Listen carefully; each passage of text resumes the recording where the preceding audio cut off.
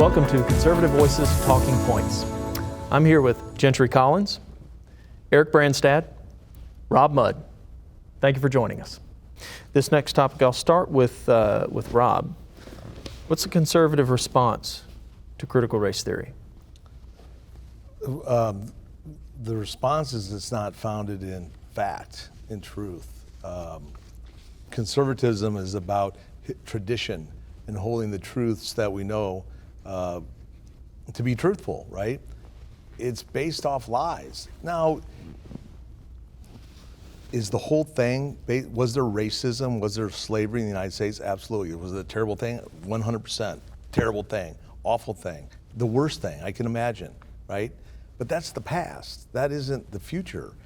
But when you try to frame the future with the past, an ugly past, it ruins the opportunity for everybody. You know, last night I watched the NFL inductee into the Hall of Fame. And there was probably 10 guys that were inducted. Mel Blount, because I'm a Pittsburgh fan, and then Charles Woodson at the end, Green Bay guy. But not one of those fellas, no one I heard said, I got a bad shake.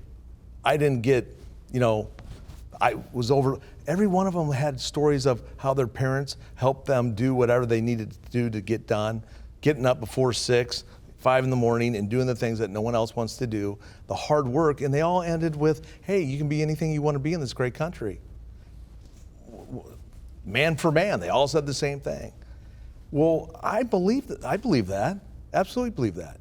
Now, if these guys were told that they would never amount to anything, maybe they were, but they had the grit to keep on going, the purpose, like you mentioned earlier, that's what makes America great, not defining your future by a bad past. And that's what these people are trying to do. Again, I believe it's on purpose. I believe that they're trying to drive a wedge. And again, they don't need that many to do that, to be successful. But in the end, I think they fail. And hopefully it'll be a good lesson or a good teaching that if we don't watch our freedom and understand our freedoms will be taken away. Mm-hmm. So that's... Free peoples are the exception and not the rule in global human history, right? Ronald Reagan, of course, famously said that American freedom is only ever one generation away from extinction. It's not passed on in the bloodstream. It has to be taught. And I think it's fundamentally in line with what you've said, Rob, but my answer to you would be that a conservative response is to tell the story of the power of American free enterprise, of limited government, of the idea that you can run your life better than the government can run it for you, that your rights don't come from the government, that what power the government has is delegated to us, to the government by us, right? And we ought to be real careful how much we delegate to them because you rarely get it back. That these ideas have marked a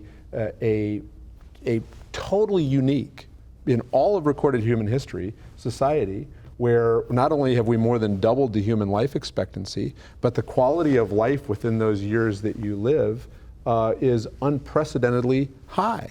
Right? That for the first time in all of recorded human history, the American century yielded a result where the poorest among us are now dying in their 60s and 70s, not their 20s and 30s, from diseases of excess rather than from diseases of deprivation. Are there issues that we have to work through? Are there things that we have to improve? Is it worth having a second American century to see how far we can push those advances? You bet it is. But to say that our history, our economy, our political system is defined on the basis of critical race theory and 1619 Project is an evil lie. And it has to be ended. What is a conservative response? I think if it's going to be a fully conservative response, we can't stop with saying that it's an evil lie. We have an obligation, as Ronald Reagan asked us to do, to go tell the next generation why it is that the global anomaly, the American idea that you can run your life better than the government can run it for you, still has so much power in their lives. And I think one of the things we need to work on as conservatives is telling that story, right? I think we're starting to do a better job of standing up and having a little backbone and saying, stop it, to the other side that wants to tear down the country. I think that what we still have work to do on is being able to explain to next generation Americans why these ideas still hold so much power in their lives.